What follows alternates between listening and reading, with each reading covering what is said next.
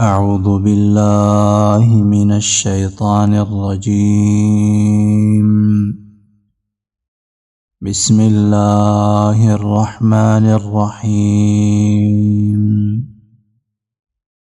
يسألونك عن الأنفال قل الأنفال لله والرسول فاتقوا الله وأصلحوا ذات بينكم وأطيعوا الله ورسوله إن كنتم مؤمنين.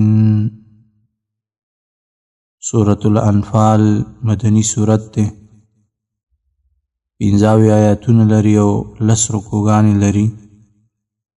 ترتیب مصحفی کې 8 نمبر سورت ده او ترتیب نزولی کې 88 نمبر سورت ده. وجه تسمیه دی سورت هم دا ده چې انفال غنیمتونو ته ویلی کیږي او په دې کې به د غنیمتونو احکام الله رب العالمین بیان کی.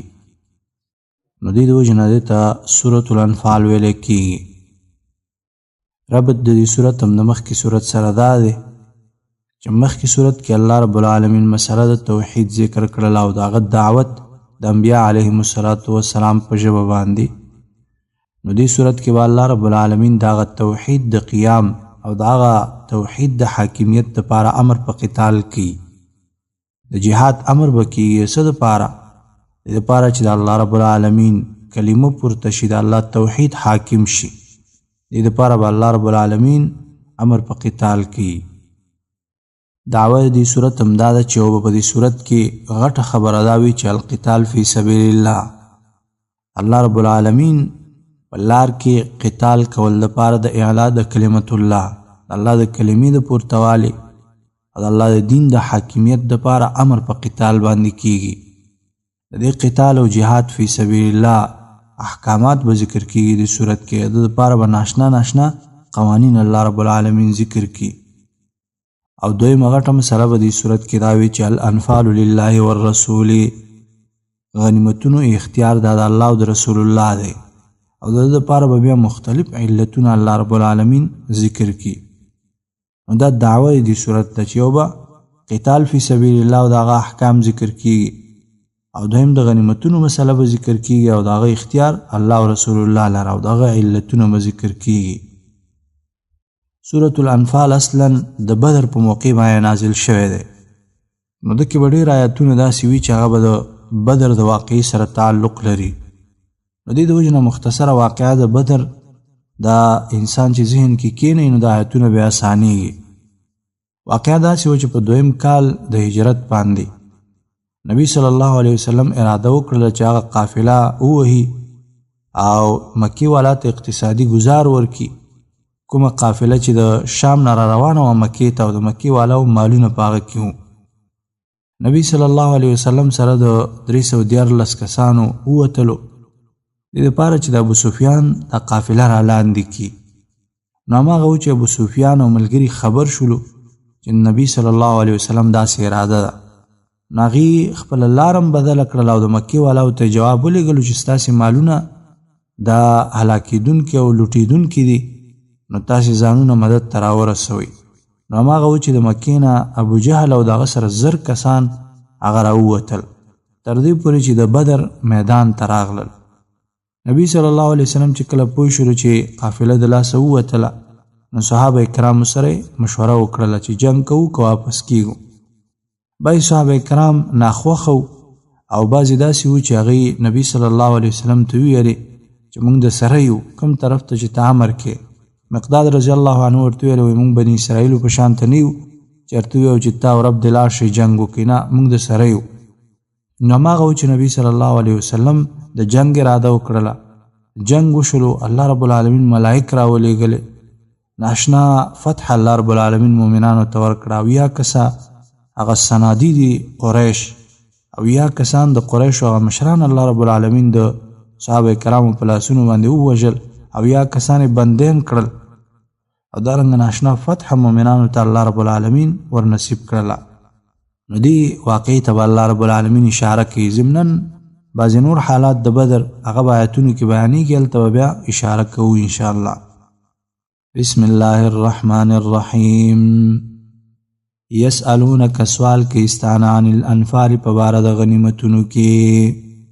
غنیمتونو په باره کې د صحابه کرامو سره اختلاف راللو.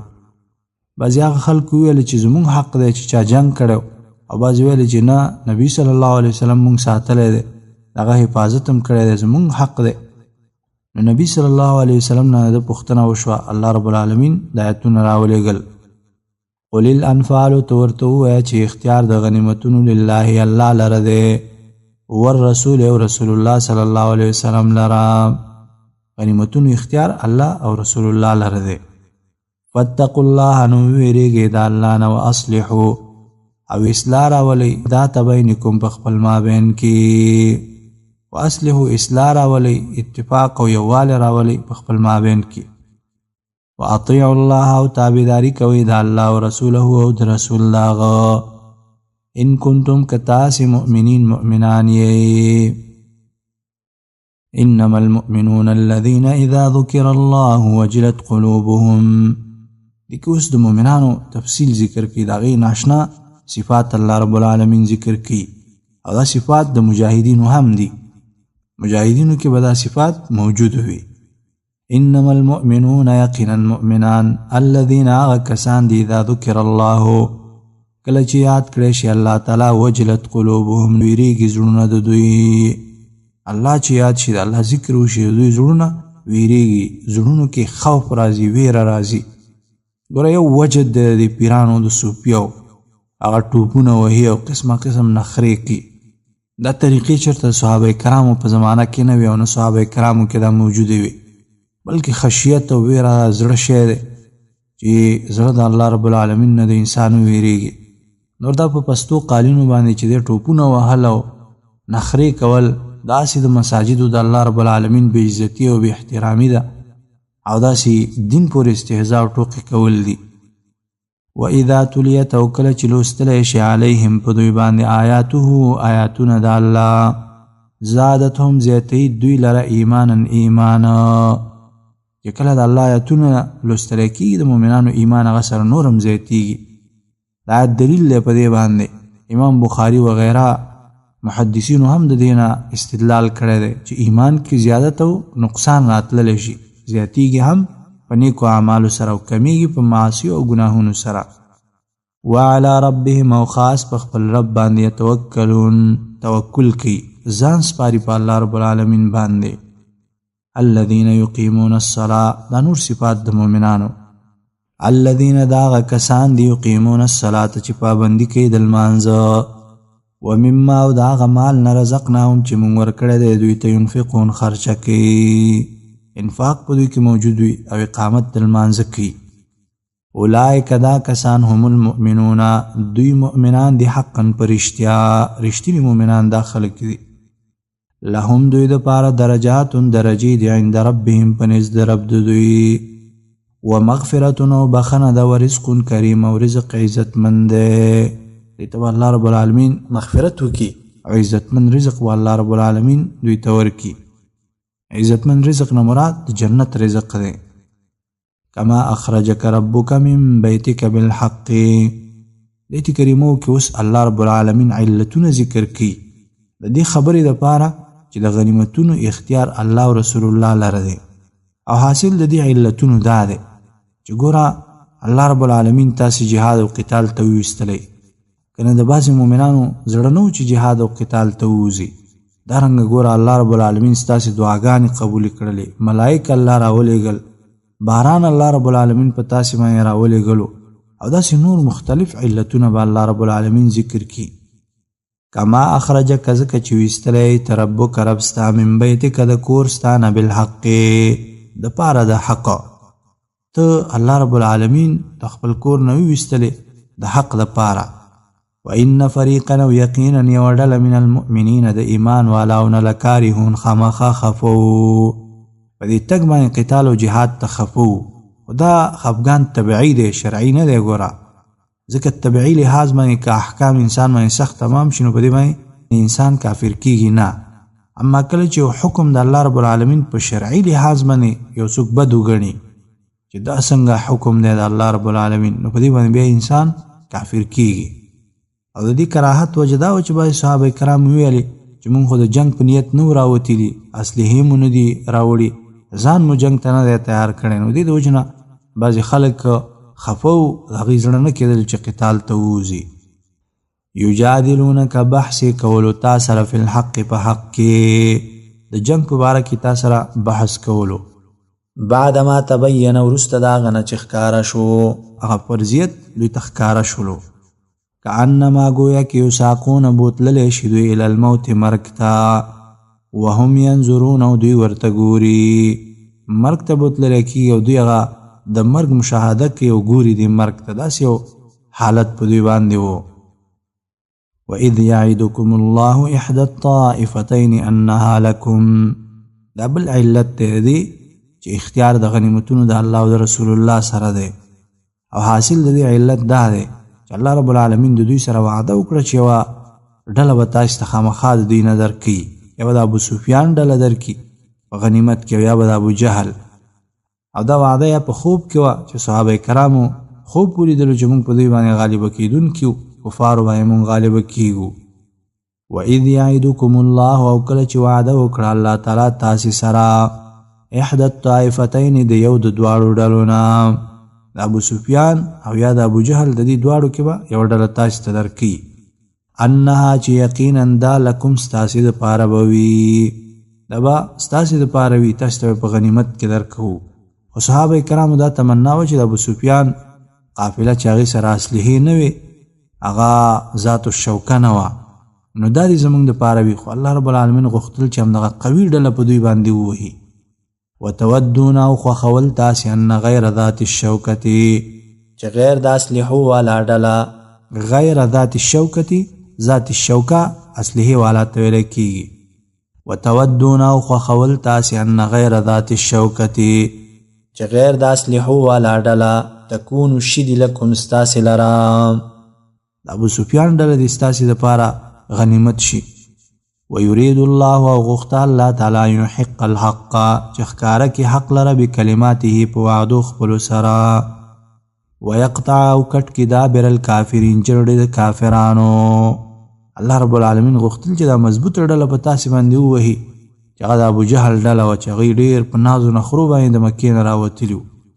لیحق الحق، دې دپاره چې غالب کې حق، ویبطل الباطل، او ختم کی باطل. ولو کرها المجرمون، اگر که بد ګڼي مجرمان. اذ تستغیثون ربکم فاستجاب لکم انی ممدکم بألف من الملائکة مردفین. آیات کې اوس بل علت الله رب العالمین ذکر کی، او حاصل دا دی چې ګوره تاسې دعاګانې وغوښتلې، الله رب العالمین دعاګانې ستاسې قبول کړې، ملائکه الله رب العالمین راولېږل. نو دې د وجې نه د غنیمتونو اختیار الله رب العالمین سره دی. نبی صلی الله علیه وسلم ته د بدر په موقع کې چې دی یو سفر او یوه خیمه شانته کې ووهلی شوه، او نبی صلی الله علیه وسلم هغه کې کېناستلو او مختلفې دعاګانې د رب العالمین نه وغوښتلې، تر دې پورې چې هغه څادر د ده نه شاته ولیدلو او الله رب العالمین نه دعاګانې وغوښتلې. ابوبکر صدیق رضی الله عنه ورته راغی چې الله رب العالمین به خامخا د ستا دعاګانې قبلوي. هماغه چې الله رب العالمین د دعاګانې قبول کړي او ملایکې راولېږلې. نو دې ته الله رب العالمین اشاره کوي. اذ تستغیثون ربکم، کله چې فریاد کولو تاسې ربکم رب خپل ته، فاستجاب لکم، نو قبول یې کړله دعا ستاسې، انی چې یقینا زه ممدکم امداد کوم تاسې سره بألف من الملائکة، په زرو من الملائکة د ملائکو سره، زر ملائکې زه ستاسې دپاره د امداد دپاره رالیږمه. مردفین، یو د بل پسې راتلونکي او یو د بل پسې راځي. وما جعله الله الا بشرا، دې کې اوس علت د دې ملائکو رالیږلو ذکر کړي، دا بشارت او زیری دی، او دارنګه د الله رب العالمین د طرف نه اطمینان د زړونو دی د ستاسې دپاره. وما جعله الله، او نه دي ګرځولي الله رب العالمین دا ملائکه، د ملائکو رالیږلي نه دي ګرځولي، الا بشرا، مگر زیری، ولتطمئن، او دې دپاره چې مضبوط شي به په دې سره قلوبکم، زړونه ستاسې، الله رب العالمین ستاسې زړونه په دې سره مضبوط کی. ومن نصر الا من عند الله، دا جواب د وهم دی، دا نصرت او مدد به دا ملائک کوي نه، بلکې دا نصرت د الله دی. ومن نصر او نه دی مدد الا من عند الله مگر د طرف د الله نه دی. ان الله یقینا الله تعالی عزیز زورور حکیم حکمتون والا ذات دی. اذ یغشیکم النعاس امنة منه وینزل علیکم من السماء ماء. آیت کریمه کې اوس الله رب العالمین نور علتونه ذکر کی. هغه دا دی چې الله رب العالمین ګوره په تاسې باندې میدان جنگ کې نعاس او پرکالی راوستله. پرکالی راتلل په جنگ کې دا د الله رب العالمین د طرف نه امن وي، د الله رب العالمین د طرف نه نصرت او مدد وي. او دارنګه باران الله رب العالمین په تاسې باندې راوستلو چې تاسې نه هغه پلیتي د شیطان لرې کړي. اذ یغشیکم النعاس کله چې پټ کړی تاسې الله تعالی النعاس په خوب سره. نعاس او پرکالی هغه ته ویل کېږي چې معمولی سر په انسان باندې دروند شي او داسې ټکان انسان وخوري، دې ته ویل کېږي پرکالی. امنتن د پاره د امن منه د الله د طرف نه. د پرکالی الله رب العالمین د امن د پاره په تاسې باندې راوستله. وینزل او نازل یې کړلو علیکم په تاسې باندې من السماء د بره طرف نه ماء اوبه. الله رب العالمین باران وکړلو لیطهرکم دې د پاره چې پاک کی تاسې به پاغې سره. تاسې د جنابت نه او دارنګه د اودسماتي نه دینه په دې باندې تاسې پاک کی. ویذهب او بوزي عنکم ستاسې نه رجز الشیطان پلیتی د شیطان، هغه وسوسې د شیطان ستاسې نه بوزي په دې سره. ولیربط او دې دپاره چې مضبوطوالی راولي علی قلوبکم په زړونو ستاسې. ویثبت او مضبوط کی به په دې سره الاقدام قدمونه ستاسې. دا مختلف علتونه شروع د دې دپاره چې اختیار د غنیمتونو د الله او د رسول الله لره دی، ځکه چې الله رب العالمین په تاسې باندې پرکالی راوستله دپاره د امن او اوبه یې تاسې ته نازلې کړلې او داسې نور. اذ یوحي ربک الی الملائکة انی معکم فثبتوا الذین آمنوا. د آیت کې اوس بل علت الله رب العالمین ذکر کوي او هغه دا دی چې عملا الله رب العالمین ملائکې ستاسې سره په جنګ کې شریکې کړلې. ملائکې راغللې کفار یې وهله. اذ یوحي کله چې وحی کوله ربک رب ستا الی الملائکة ملائکو ته انی معکم چې یقینا زه تاسې سره یم په اعتبار د نصرت او مدد او کومک سره. فثبتوا الذین نو مضبوط کړئ هغه کسان آمنو چې ایمان یې راوړی، هغوی مضبوط کړئ. معنا دا دی چې د هغوی په ملګرتیا کې عملا جنګ وکړئ نو په دې باندې هغوی مضبوطیږي. سألقي زر دی چې زه به واچوم فی قلوب الذین په زړونو د هغه کسانو کې کفرو چې کفر یې کړی الرعب رعب. د کفارو په زړونو کې به زه رعب او ویره واچوم. فاضربوا نو وهئ فوق الاعناق د پاسه د سټونو د پاسه وهئ، یا مراد چټونه دي یا د چټ نه بره حصه د سر مراد ده. وضربوا وهئ منهم د دوی نه کل بنان هر بند ګوتو، د ګوتو د لاسونو هر بند د دوی نه ووهئ، ځکه چې په ده باندې توره راخیستلی کېږي چې د تورې د راخیستلو نه وي، داسې د هر بند ورته ووهئ. ذلک بانهم شاقوا الله ورسوله. اوس الله رب العالمین علت ذکر کوي، ولې ځکه دوی د الله او د رسول الله مخالفت کړی دی، د هغې نافرماني کړې ده. ذالک دا بانهم په دې وجه چې دوی شاقوا الله خلاف کړی دی د الله ورسوله او د رسول الله، الله او د رسول الله خلاف یې کړی دی. ومن یشاقق الله او څوک چې خلاف کوي د الله تعالی او رسوله او د رسول الله فإن الله نو یقینا الله تعالی شدید العقاب سخت عذاب والا دی، الله به سخت عذاب ورکوي دوی ته. ذالکم دا عذاب ستاسې دی فذوقوه پس وڅکئ دا د الله رب العالمین عذاب وڅکئ. وان للکافرین او یقینا د کافرانو لره عذاب النار عذاب د اور دی، د اور عذاب به الله رب العالمین دوی ته ورکي. یا ایها الذین آمنوا اذا لقیتم الذین کفروا زحفا فلا تولوهم الادبار. د آیت کریمه کې اوس الله رب العالمین اول قانون د قتال او د جهاد فی سبیل الله ذکر کی، او حاصل د دې قانون دا دی چې د قتال او د جهاد د میدان نه به ګوره تیښته نه کوي، د بوزدلۍ او د ویرې د وجې نه به د کفارو د مقابلې نه تښتېږي. هم بعضې حالات شته دی چې هغه استثنایي حالات دي.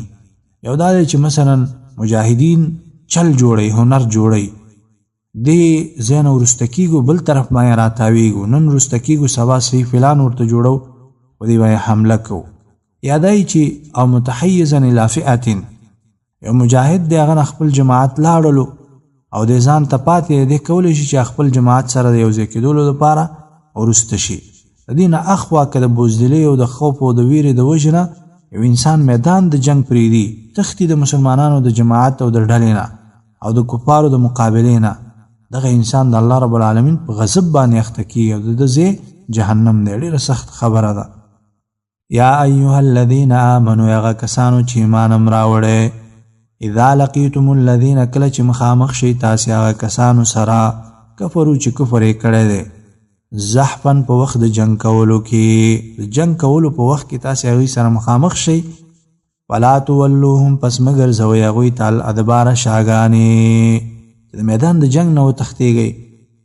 ومن یولهم یومئذ دبره الا متحرفا لقتال، آیات کې اوس الله رب العالمین سزا د هغه خلکو ذکر کوي چې د میدان جنگ نه او د مسلمانانو د ملګرتیا نه تښتي، میدان د جنگ پرېږدي. او دارنګه استثنایی حالات به هم د آیات کریمه کې ذکر شي. ومن یولهم، او چا چې وګرځوله دوی ته یومئذ په دغه ورځ کې دبره شا خپله، شا یې وګرځوله او وتښتېدلو، الا متحرفا مگر که هنر کوونکی وي لقتال د جنگ دپاره، د جنگ دپاره هنر کول دا دي چې دې طرف نه واپس کیږو بل طرف نه راتاویږو، یا دا دی چې اوس واپس کیږو صحیح نقشه جوړه او اسباب مکمل کوو او بیا په دوی باندې حمله کوو. او متحیزا، یا یو ځای کېدونکی وي الی فئة، د خپلې ډلې سره، ډله ترې نه تلې ده، خپل مجاهدینو ګروپ ترې نه تللی دی، د هغوی سره یو ځای کېږي. که د دې حالاتو نه سوا انسان وتښتېدلو، فقد باء، نو یقینا اخته شو دی بغضب، په غضب من الله، د الله د طرف نه، ومأواه، او ځای د ورتللو د جهنم جهنم دی، وبئس المصیر، او بد دی ځای د ورګرځېدلو، د جهنم دا ډېر بد ځای دی. ولم تقتلوهم ولكن الله قتلهم، آیت کریمه کې اوس بل علت الله رب العالمین ذکر کوي دې خبرې دپاره چې د غنیمتونو اختیار الله او رسول الله لره دی، او حاصل د دې دا دی چې ګوره دا بدر کې کوم کافر وژلی شوي دا تاسې نه دي وژلي، دا الله رب العالمین وژلي دي، او تاسې دوی سترګو ته خاورې نه دي رسولي، هغه الله رب العالمین رسولي دي.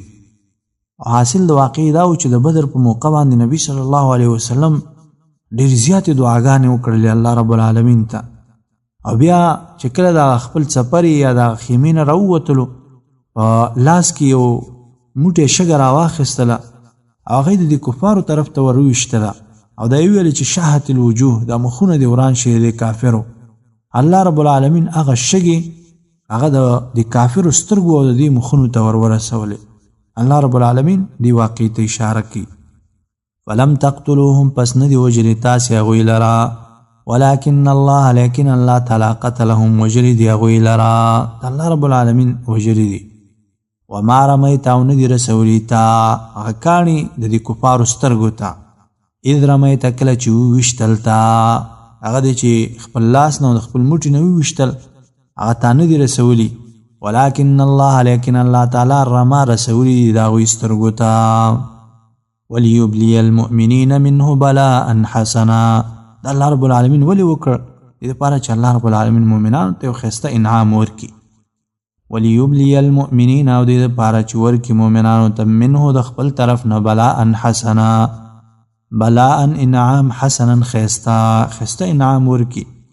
ان الله سمیع علیم، ان الله، یقینا الله تعالی سمیع اوریدونکی، علیم پوهه ذات دی.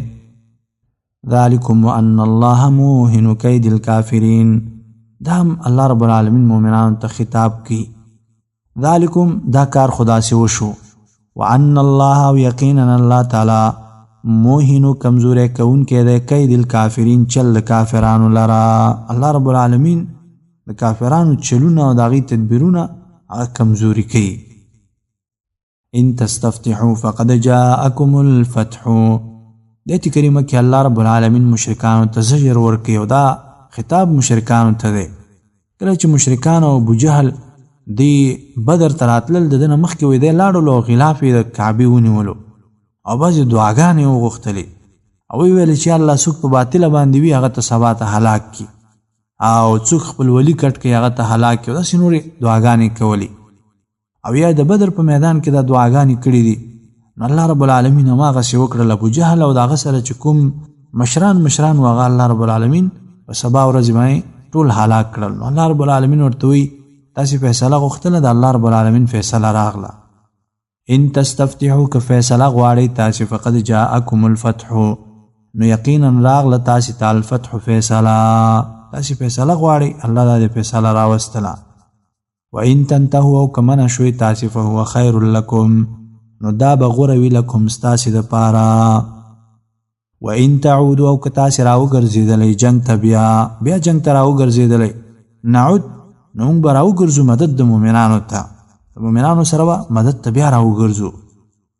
ولن تغني او هیڅ چیرې به دفع نه کړي عنکم ستاسې نه فئتکم ډله ستاسې شیئا هیڅ څیز ولو کثرت اگر که ډېره وي دا ډله مو ډېره وي تاسې نه به څه شی دفع نه کړي. وان الله او یقینا الله تعالی مع المؤمنین د مؤمنانو سره دی. الله رب العالمین د مؤمنانو سره دی په اعتبار د مدد او د مرستې او کومک سره. یا ایها الذین آمنوا اطیعوا الله ورسوله د کریمه کې الله رب العالمین اوس دویم قانون ذکر کوي د جهاد او د قتال او حاصل او خلاصه دا د الله او د رسول الله تابعداري کوي او د هغه تابعداري نه مخ مه ګرځوئ په شان د هغه کسانو چې هغوی ظاهرا وایي چې مونږ یې منو او تابعداري کوو خو لیکن په حقیقت کې بیا تابعداري نه کوي. یا ایها الذین آمنوا هغه کسانو چې ایمان هم راوړی اطیعوا الله تابعداري وکړئ د الله ورسوله او د رسول هغه ولا تولوا او مخ مه ګرځوئ عنه د هغه نه د هغه تابعدارۍ نه مخ مه ګرځوئ. وانتم تسمعون او حال دا دی چې تاسې اورئ څه شی اورئ قرآن او سنت اورئ. ولا تکونوا مکیږئ کالذین په شان د هغه کسانو قالو چې وایي سمعنا واورېدل مونږ وهم لا یسمعون او حال دا دی چې دوی نه دي اورېدلي په زړه سره اورېدل نه دي کړي. ان شر الدواب عند الله الصم البكم الذين لا يعقلون مخکې ویل چې د منافقانو د کفارو په شان ته مه کېږئ. ولې دې کې هغه وجه ذکر کړي ځکه دا د زنده سرو نه بدتر خلک دي نو ځکه دوی په شان ته مه کېږئ. ان شر الدواب عند الله یقینا بدتر د زنده سرو نه عند الله په نزد الله الصم کاڼه دي البکم ګونګیان دي هغه چې د حق نه کاڼه وي او د حق نه ګونګیان وي. الذین هغه کسان لا یعقلون چې نه پوهېږي په حق. ولو علم الله فیهم خیرا لاسمعهم دا جواب د سوال والله دې ورته واورئ که نه. جواب دا چې دوی کې الله رب العالمین ته خیر نه دی معلوم. الله رب العالمین ته که دوی کې خیر معلوم وي نو اورول به ورته کړی وی. ولو علم الله او که معلوم وی الله تعالی ته فیهم په دوی کې خیرا خیرا طلب د حق په دوی کې وی او الله رب العالمین ته معلوم وی لاسمعهم خامخا اورولی به وی دوی ته یعنی دوی به په دې حق باندې پوه کړی وی. ولو اسمعهم او که واوروي الله رب العالمین دوی ته دوی پوهه کې په حق باندې لتولوا خامخا دوی به مخ واړئ وهم معرضون او دوی همیشه مخ اړوونکي دي بیا به هم دوی مخ وګرځئ ځکه دوی اعراض کوونکي دي. یا ایها الذین آمنوا استجیبوا لله وللرسول اذا دعاکم د آیت کوس بل قانون ذکر کی الله رب العالمین. هغه قانون د جهاد او قتال دا دی چې وخت د جهاد د فرض کېدو کې الله رب العالمین او رسول الله ته استجابت کوي. معنا دا د چې نور کارونه بیا پرېږدئ الله او رسول الله ته به لبیک ویوئ. یا ایها الذین آمنوا هغه کسانو چې ایمان هم راوړی استجیبوا قبول والی وکړئ لله د الله وللرسول او د رسول الله او د رسول الله د حکم استجابت او قبول والی وکړئ. اذا دعاکم کله چې راوبلي تاسې لما هغه څه ته یحییکم چې ژوندي کوي تاسې چې تاسې ته ژوند درکوي هغه څه ته م راوبلي. مراد د دې نه جهاد او قتال فی سبیل الله دی ځکه کې ژوند پروت دی. واعلموا پوه شئ ان الله چې یقینا الله تعالی یحول پردا چې بین المرء په مابین د سړي و قلبه او د زړه د هغه کې الله رب العالمین د انسان او د هغه د زړه ترمنځ کله پردا او حائل واقع کی. وانه او یقینا الیه خاص غتب تحشرون تاسې ورجمع کړی شئ. واتقوا فتنة لا تصيبن الذين ظلموا منكم خاصة. آیت کریمه کې الله رب العالمین ترغیب جهاد او قتال ته ورکړي. د جهاد په کولو سره ځان د عذاب د الله رب العالمین نه بچ کړي. واتقوا او ځان بچ کړي په جهاد کولو سره فتنة د هغه عذاب نه لا تصيبن الذين چې نه ورسیږي هغه کسانو ته ظلمو چې ظلم یې کړی منکم ستاسې نه خاصة یوازې کوم ځای کې چې د الله رب العالمین مخالفت کیږي د الله رب العالمین خلاف کیږي اول ته څوک د هغه منکراتو نه خلک نه منع کوي. الله رب العالمین چې بیا عذاب راولي نو بیا یوازې هغه ګناهګارو ته نه راولي، بیا به کې دا نور هم د هغې سره سوځي. واعلموا او پوه شئ ان الله چې یقینا الله تعالی شدید العقاب سخت عذاب ورکوونکی ذات دی. واذکروا اذ انتم قلیل مستضعفون فی الارض. د آیت کریمه کې ترغیب دی جهاد او قتال ته. ګوره الله رب العالمین په تاسې باندې څومره انعام وکړلو، تاسې لږ خلک وئ ویرېدلی چې څوک به متښتئ، الله رب العالمین تاسې ته ځای درکړلو، الله رب العالمین تاسې سره نصرت او مدد وکړلو. الله رب العالمین شکر ادا کړئ په جهاد کولو سره. واذکروا او یاد کړئ انتم هغه وخت چې وئ تاسې قلیل لږ مستضعفون کمزوري کړی شوي وئ فی الارض په ځمکه کې تخافون ویریدی تاسې ان یتخطفکم الناسو چې وبتښتئ تاسې لره الناسو خلک بم تعالی والا کی. فآواکم نو ځای درکړلو تاسې لره وایدکم او مضبوط یې کړئ بنصره په مدد خپل سره ورزقکم او رزق یې درکړلو تاسې ته من الطیبات د پاکو څیزونو نه لعلکم دې دپاره چې تاسې تشکرون شکر وکئ الله رب العالمین ته. د الله انعامات دي په تاسې باندې الله ته شکر ادا کړي. یا ایها الذین آمنوا لا تخونوا الله والرسول. آیت کریمه کې بل قانون د قتال او د جهاد ذکر کړي او هغه دا دی الله او رسول الله سره به خیانت نه کوئ او دارنګه په خپلو امانتونو کې به خیانت نه کوئ یو بل سره. ناشنا قانون دی، خیانت به په جهاد او قتال کې انسان نه کوي. کومو خلکو چې خیانت کړی دی په جهاد او قتال کې هغه الله رب العالمین ذلیل او رسوا کړي دي. تاسې په مخکینی تاریخونو کې مو ګورئ، وروسته یې مو ګورئ، چا چې د جهاد او د قتال سره خیانت وکړو الله یې بیا ډېر زر ذلیله کوي. او د دې وجه دا ده چې جهاد خو داسې صف دی هلته د مسلمانانو د کونډو د یتیمانو بیچاره خلکو وینې تویږي. دې ځای کې چې څوک خیانت کوي الله رب العالمین یې بیا ډېر زر ذلیله او رسوا کوي. یا ایها الذین آمنوا هغه کسانو چې ایمان هم راوړی لا تخونوا الله خیانت مکوئ د الله سره والرسول او د رسول سره وتخونوا اماناتکم او خیانت مکوئ اماناتکم په امانتونو خپلو کې وانتم تعلمون او تاسې پوهیږئ. الله او رسول الله سره او په خپلو امانتونو کې خیانتونه مکوئ. د آیت کریمه باره کې بعضې مفسرینو واقعه د ابولبابه رضی الله عنه ذکر کړې ده. وی دا آیت کریمه د هغه باره کې نازل شوی دی او حاصل دا و چې کله بنو قریظه نبی صلی الله علیه وسلم محاصره کړل نو هغوی ویل چې موږ به د سعد رضی الله عنه په فیصله باندې درکې وځو او په دې وخت کې هغوی ویل چې ابولبابه رضی الله عنه موږ ته راولېږئ چې د هغه نه موږ مشوره اخلو. هغه چې کله ورغللو هغه ته ویل چې موږ خو د سعد رضی الله عنه په فیصله باندې ښکته کېږو، خو ستا څه نظر دی چې رسول الله صلی الله علیه وسلم به موږ سره څه وکړي؟ هغه وی دې مرۍ باندې ګوته راکش کړله چې دا کار د سره کوي، معنا دا چې ذبحه کیم علالیم. نو کله چې دا خبره وکړله دستي ذهن ته ورغله چې دا خو مې د الله او د رسول الله سره خیانت وکړلو او دا خو مې راز افشا کړلو. نو ډایرک لاړلو او مسجد نبوي کې ځان د ستنې پورې وتړلو او وی ویلې چې تر څو مې توبه نه قبوله شوي نو دې ځای نه به زه ځان خوشي نه کړمه او رسول الله مې په خپل لاس باندې خوشي نه کړي نو تر هغې پورې به زه ځان خوشي نه کړمه. نو هماغه و چې بیا 9 ورځو پورې هغه هلته تړلی شوی او یوازې به اودس او دې څیزونو ته ضرورت په خاطر باندې ځان راکولاولو نور به هلته تړلی شوی و. نو 9 ورځې بعد هغه توبه قبوله شوه، رسول الله صلی الله علیه وسلم هغه راخلاص کړلو. نو مقصد دا دی چې ګوره په جهاد کې داسې معمولي حرکات د هم خیانت شمیرلی کېږي. د دې د وجې نه مسلمانان او خاص طور بیا مجاهدین هغه په دې باب کې ډېر محتاط وي چېرته د نظام سره خیانت د هغوی نه ونه شي. واعلموا انما اموالکم واولادکم فتنه. اکثر خیانتونه چې کېږي نو هغه د مال او د اولاد د وجنه کیږي نو د وجنه د علت الله رب العالمین دلته ذکر کی. واعلموا او پوه شئ انما اموالکم چې یقینا مالونه ستاسې او اولادکم او اولاد ستاسې فتنه امتحان دی. اولادونه او مالونه د ستاسې امتحان دی. وان الله او یقینا الله تعالی عنده دا غسر اجر عظیم اجر لوی دی.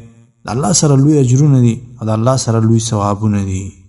اقول قولي هذا استغفر الله لي ولكم ولسائر المسلمين وسبحانك اللهم وبحمدك اشهد ان لا اله الا انت